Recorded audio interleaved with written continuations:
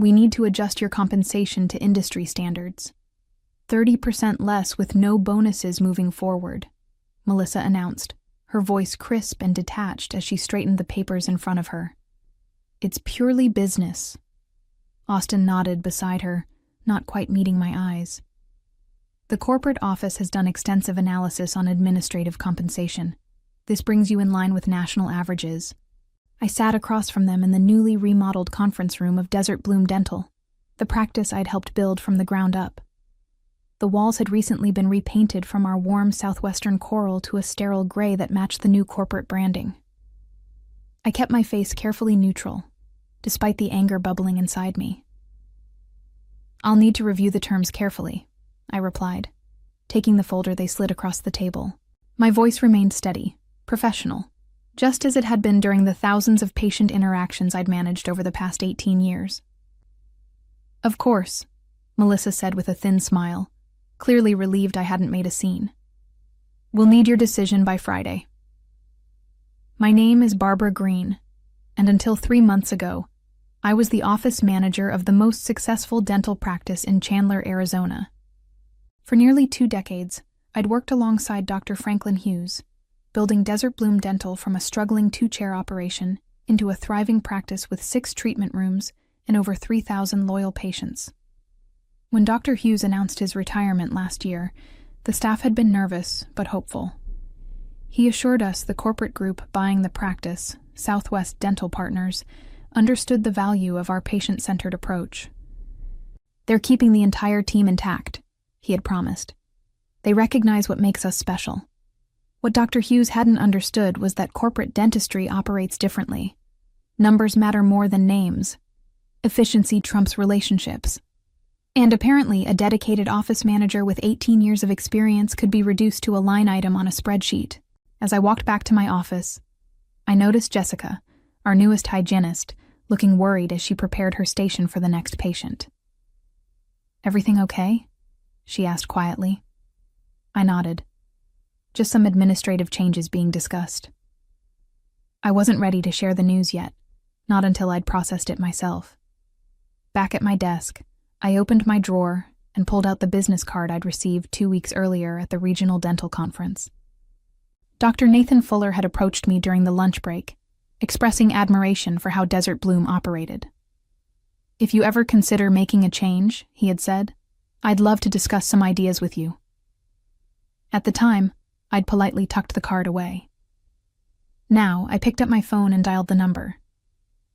I've never considered myself irreplaceable. After all, in healthcare administration, the goal is to create systems so efficient that operations continue smoothly regardless of who's managing them. But there's a difference between building reliable systems and building relationships. Systems can be replicated. Relationships take years. Dr. Hughes understood this. From the day he hired me, when I was a 32-year-old single mother with administrative experience but no dental background, he recognized something in me that went beyond my resume. "Barbara," he'd said during my interview, "I can teach anyone about dental procedures and insurance codes. What I can't teach is how to genuinely care about people." Over the years, I'd become more than an office manager.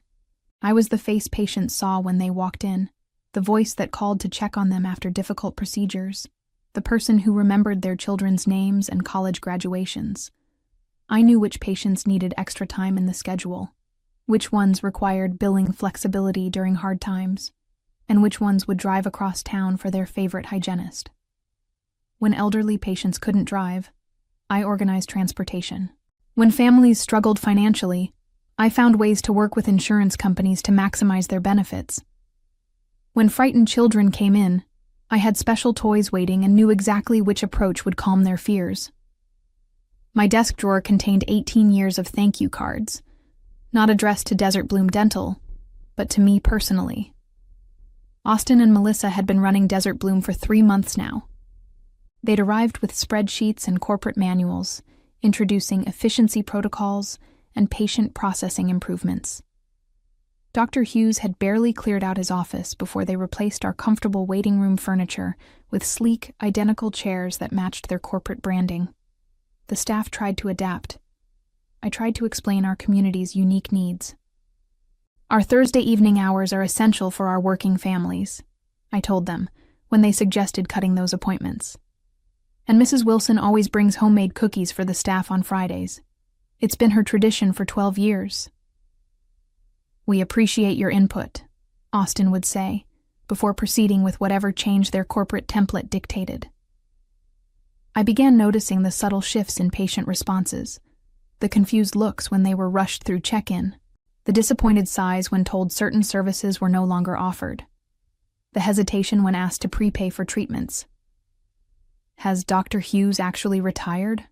Mrs. Peterson had whispered to me last week. "This doesn't feel like the same place anymore." I had smiled and assured her we were still committed to excellent care, but walking back to my office after my compensation meeting with Austin and Melissa, I wondered if that was still true.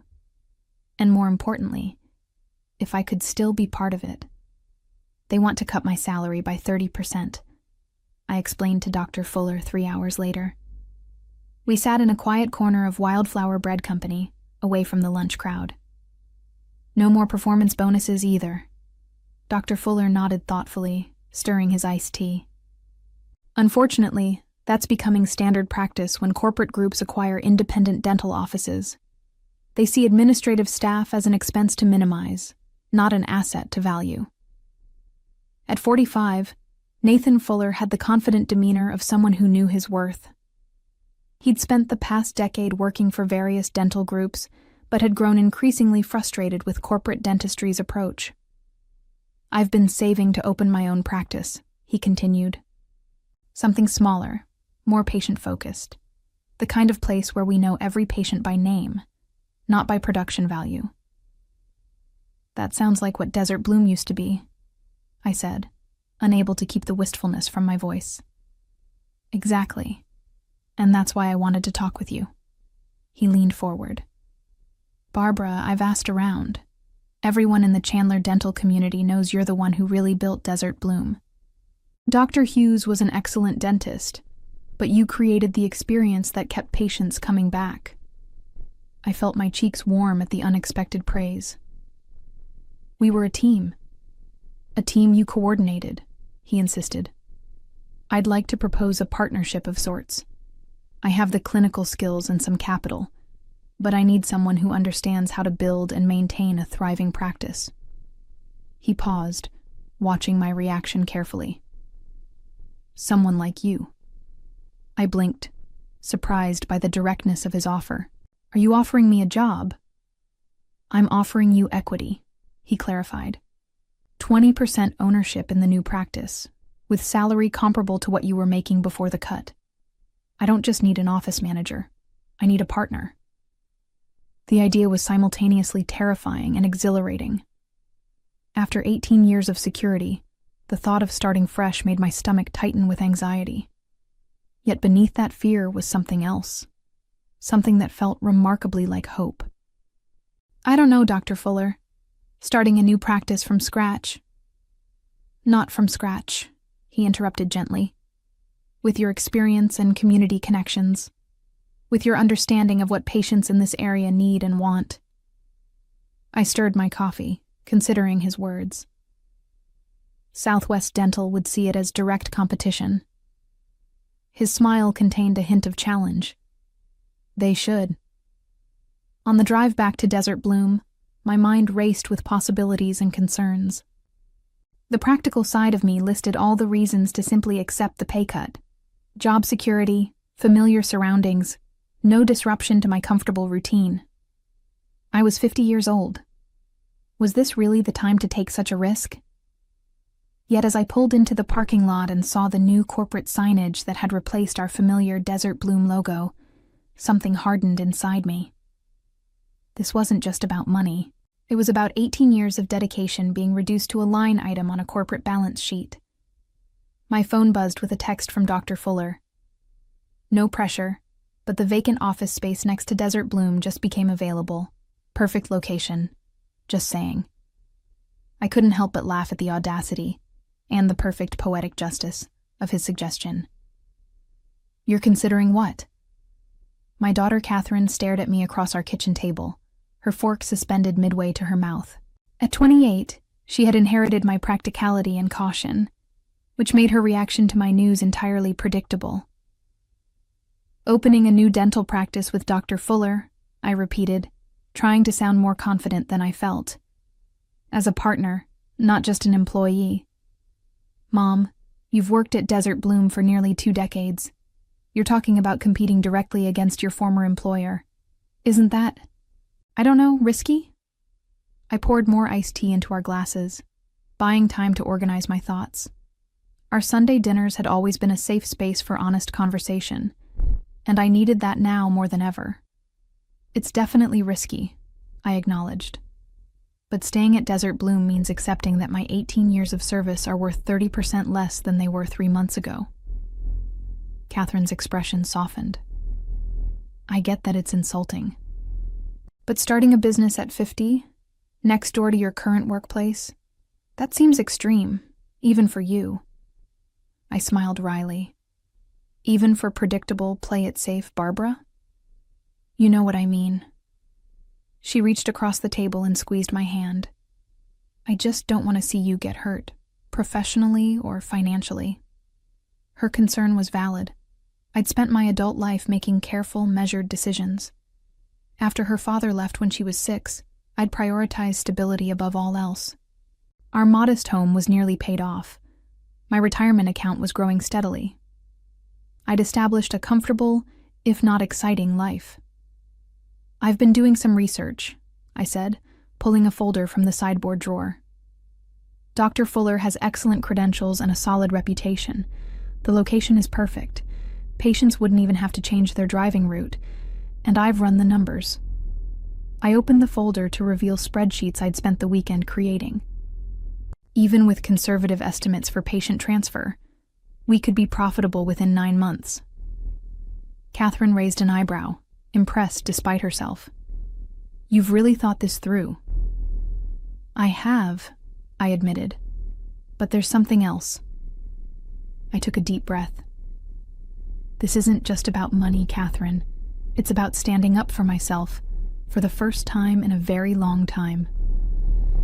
The following morning, I requested a meeting with Austin and Melissa.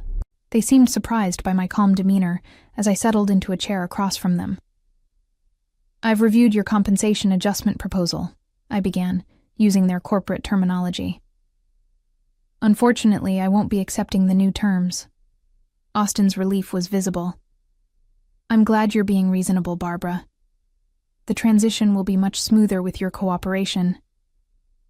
"I think you misunderstand," I interrupted gently. "I'm not accepting the terms because I'm resigning." The stunned silence that followed gave me a small, satisfying glimpse of what was to come.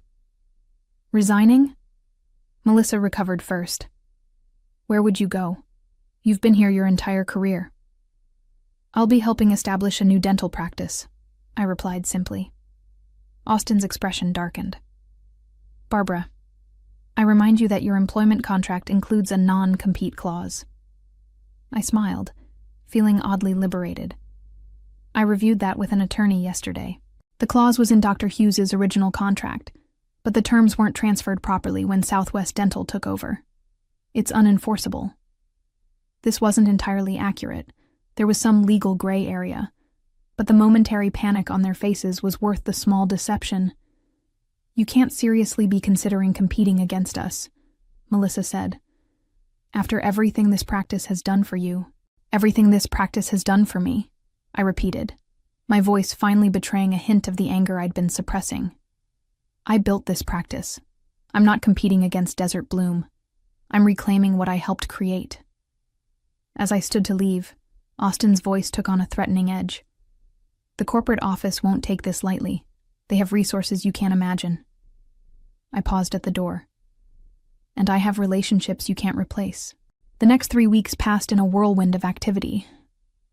I worked my notice period at Desert Bloom with scrupulous professionalism, training my replacement, a nervous 24-year-old named Jennifer with a business degree but no dental experience, while simultaneously helping Dr. Fuller secure the lease on the adjacent office space.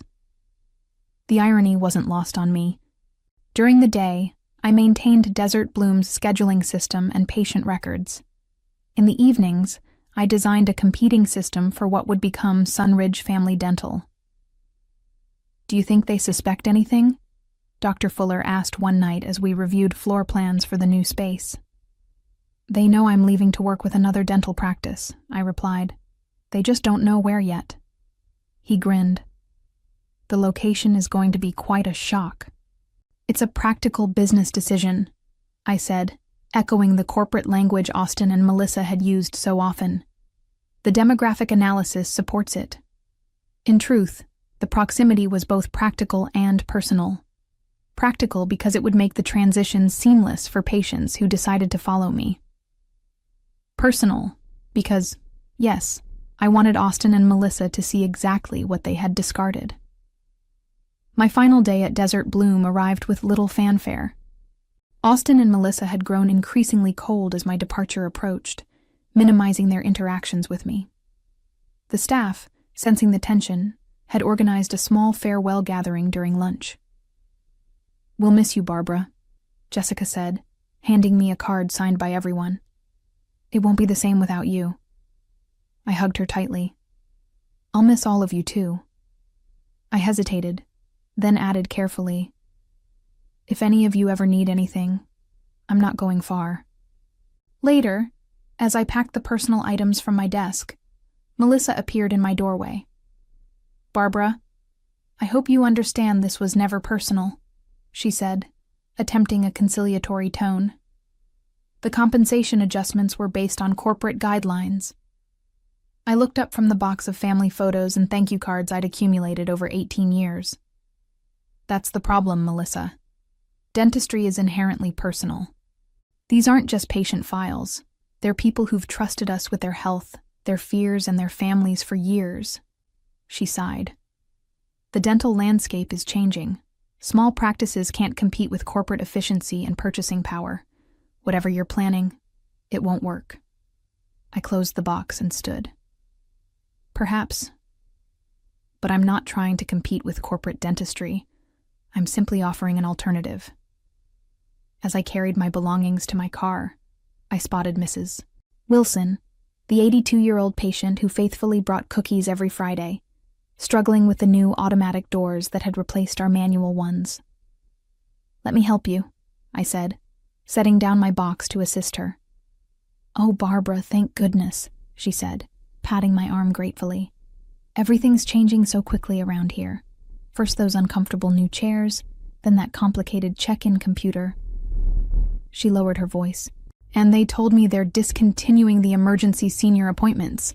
What am I supposed to do if my bridge comes loose on a weekend?" I helped her inside, feeling a fresh surge of determination. "Actually, Mrs. Wilson, I'm making some changes myself. May I call you next week to tell you about them?" That evening, I drove by what would soon be Sunridge Family Dental.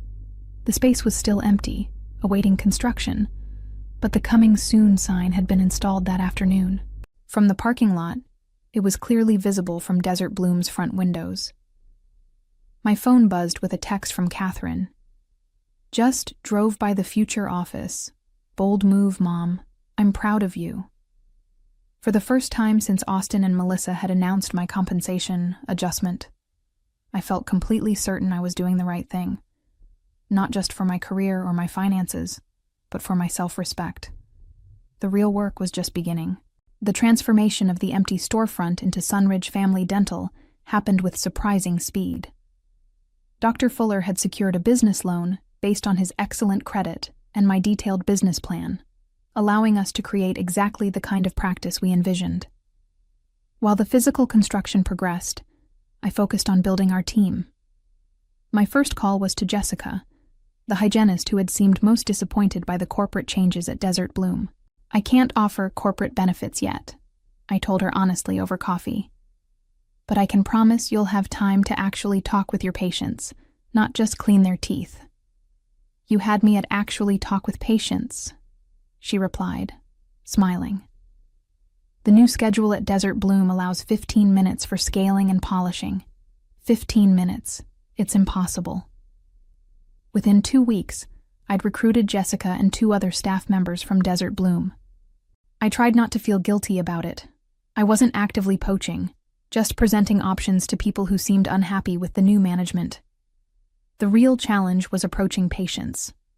Ethically and legally, I couldn't access Desert Bloom's patient records or directly solicit their clients. But there was nothing preventing patients who knew me from reaching out once they heard about my new venture. And in Chandler, Arizona, news traveled fast. "Barbara, I saw the sign next door." Mrs. Peterson exclaimed when she called my personal cell phone. "Are you really opening a new dental office with Dr. Fuller, right next to Desert Bloom?" "We are," I confirmed. "Our grand opening is next month." "Well, count me in." When that nice young girl at the front desk told me you'd left, I nearly cried. "It's not the same without you." She paused. "Can you transfer my records from Desert Bloom?" "You'll need to request that yourself," I explained carefully. "But we'd be happy to help you with the process when you come in." Similar conversations happened dozens of times over the following weeks. I was careful never to initiate contact with Desert Bloom patients. But I didn't discourage the calls that came my way through personal connections and word of mouth. 2 days before our grand opening, Austin appeared at the construction site, his expression thunderous. "This is how you repaid Desert Bloom's investment in you?" he demanded, gesturing at the newly installed Sunridge Family Dental sign. "By opening a competing practice literally next door?" I set down the box of office supplies I'd been carrying. "I don't owe Desert Bloom anything, Austin. I gave that practice 18 years of dedicated service. And now you're trying to destroy it. We've already had 68 patients request records transfers. 68! His face had turned an alarming shade of red. "The corporate office is furious." A small, petty part of me wanted to smile at this confirmation that our strategy was working. Instead, I kept my expression neutral. "Patients have choices, Austin. That's how the free market works, isn't it? Isn't that what you explained when you cut my compensation by 30%? He stepped closer, lowering his voice. "This isn't over. Southwest Dental has attorneys on retainer who specialize in cases like this." "Cases like what, exactly?"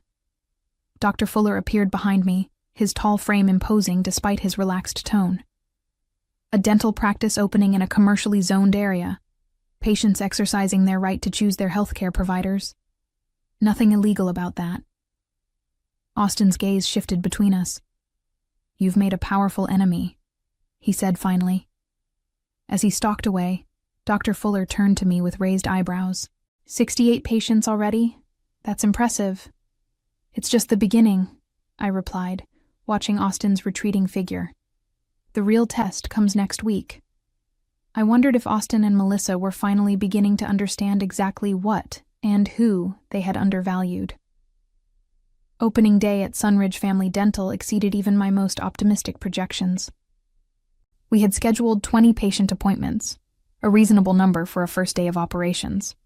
But the waiting room was consistently full as people dropped by to see the new office and welcome me to my new role. By lunchtime, we had scheduled 47 additional appointments for the coming weeks. By day's end, that number had risen to 83. "This is unprecedented," Dr. Fuller said as we reviewed the day's numbers. "I've never seen a new practice generate this kind of immediate response." I smiled, thinking of the 18 years of relationships that had created this moment. "It's not about the practice. It's about trust." From my new office, I could see directly into Desert Bloom's waiting room, now conspicuously empty. Throughout the day, I'd spotted Melissa watching our bustling reception area, her expression growing increasingly concerned. At 5 p.m., Jennifer, my replacement at Desert Bloom, appeared at our front desk, looking nervous. "Hi, Barbara," she said hesitantly. "I was wondering, do you need another administrative assistant? They're talking about letting me go. Apparently, the patient schedule is underperforming expectations." I felt a twinge of sympathy for her. 3 weeks into the job? She nodded miserably. "Austin says it's my fault for not maintaining patient retention. But they keep changing the systems and cutting appointment times. Mrs. Wilson yelled at me yesterday when I told her we couldn't accommodate her emergency visit." I thought for a moment. We hadn't budgeted for additional administrative staff yet, but Jennifer deserved better than being scapegoated for Austin and Melissa's failures. "We can start you part-time," I offered, "with the possibility of full-time as we grow." The relief on her face made any financial strain worth it. "Thank you, Barbara. I promise I'll work hard." As Jennifer left, Jessica approached with another stack of records transfer requests. 39 more today," she reported. "At this rate, we'll have half of Desert Bloom's patients by the end of the month." I picked up the stack, each form representing a person who had chosen to follow me, rather than remain with the practice that had decided I was expendable. "It's not about revenge," I said, though the satisfaction I felt suggested otherwise. "It's about building something better." But watching Melissa's frustrated expression through the window, I couldn't deny the sweet sense of justice unfolding. 6 months after Sunridge Family Dental opened its doors, we had exceeded every benchmark in our business plan. What had begun as a risky venture had transformed into a thriving practice with over 2,000 patients, more than 2/3 of them transferred from Desert Bloom. The impact on our neighbor was impossible to ignore. Through the dental community grapevine, we heard that Southwest Dental Partners was considering selling the underperforming location. Austin had already been reassigned to another practice in Phoenix, and Melissa was desperately trying to rebuild patient relationships that had deteriorated under her management. "They're offering significant discounts to prevent more patients from leaving," Dr. Fuller mentioned one morning as we reviewed our weekly schedule. "Apparently, corporate isn't happy with the quarterly numbers." I nodded, unsurprised. Discounts won't solve their fundamental problem. Patients don't want to be processed like products on an assembly line. The difference between our approaches was evident in every aspect of our operations. While Desert Bloom now rushed patients through abbreviated appointments, we maintained comfortable scheduling that allowed for genuine interaction. Where they emphasized efficiency metrics, we focused on patient satisfaction and health outcomes. Mrs. Wilson now brought her famous cookies to Sunridge every Friday, and we had reinstated the emergency senior appointments that had meant so much to our older patients. The waiting room featured comfortable southwestern decor, reminiscent of the original Desert Bloom, before corporate rebranding had stripped away its warmth and character. One Tuesday afternoon, I looked up from my desk to see Melissa standing uncertainly in my office doorway. "Do you have a minute?" she asked, her usual confidence noticeably absent. "Of course," I replied, gesturing to the chair across from me. She sat down, hands fidgeting in her lap. "I wanted to ask, how did you do it? How did you build such patient loyalty?" The question seemed sincere, almost desperate. 18 years of treating people like people, not profit centers," I answered honestly. "There's no corporate template for that." Melissa nodded slowly. "I'm being transferred next week. The regional manager said Desert Bloom's performance decline is unprecedented in the company's history." I could have responded with satisfaction or smugness, but seeing her genuine distress, I felt an unexpected pang of empathy. "I'm sorry it didn't work out." "Don't be," she said, rising to leave. "You proved your point. I just wish we had recognized your value before it was too late." As she walked away, I realized that the victory I'd been savoring wasn't about seeing Desert Bloom struggle. It was about creating a practice where both patients and staff could thrive. The revenge I'd sought had transformed into something more meaningful: validation. Over dinner that night, Catherine studied me with curious eyes. "You seem different, Mom. Happier." I considered this as I refilled our water glasses. "I am. For years I defined myself by my loyalty to Desert Bloom. When that wasn't valued, I thought I'd lost part of my identity." I smiled, feeling the truth of my next words. But it turns out I didn't lose anything. I found something better: my own voice. Catherine raised her glass in a toast. "To finding your voice at 50. I clinked my glass against hers, thinking about the journey of the past year, from longtime employee to business owner, from taking directions to making decisions. to new beginnings at any age. Looking back at the path that had led me here, I realized that Austin and Melissa's attempt to diminish my worth had actually revealed my true value, not just to Desert Bloom, but to myself. Their business decision had become my personal awakening, and for that, I was strangely grateful. The 30% pay cut they'd tried to impose had led to a 100% transformation in how I valued my own contributions. In the end, their purely business decision had taught me the most personal lesson of all. Sometimes the greatest revenge isn't getting even, it's moving forward.